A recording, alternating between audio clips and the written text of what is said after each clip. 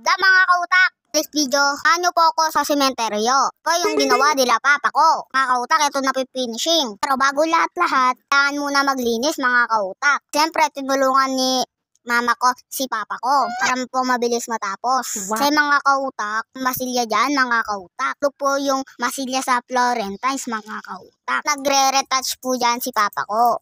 Tsaka pong may nahuhulog pintura dyan mga kautak. Kaya po kailangan gamitin ng curtainer mga kautak. Pang kuskus sa mga tiles para matanggal mga pinturang tumalsik mga kautak. Pre po para magandang tingnan pag tumating yung may-ari. Lot pong ginamit dito ay tsaka gray mga kautak. Ganda pong combination yun mga kautak. Paglilinis po dito kalahating araw. Tinulungan natin ni papa ko si papa ko. Kaya tinulungan ni mama ko si papa ko. Ito binabahati to. Sa pinagawa nila mga kautak, taas nila. So, meron na naman sweldo si mama ko.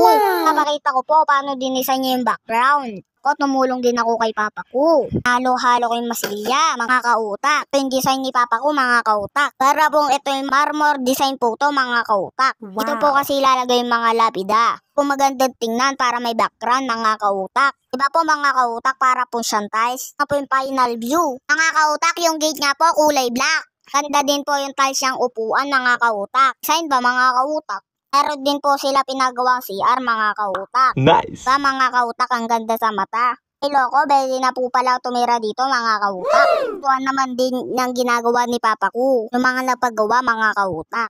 Ito po yung CR niya. Ito po mga kautak, walang supply na tubig dito. Nakatiles din yung niya, CR niya mga kautak. Wow. Sa tiles na flowing parang ulap. Gusto mga kautak na bulol-bulol pa ako. Ito na po yung final design sa malmor. Opat na bulol-bulol ko ah. Ito na po yung view bag may labida. Wow. No mga kautak, maganda ba design ni papa ko?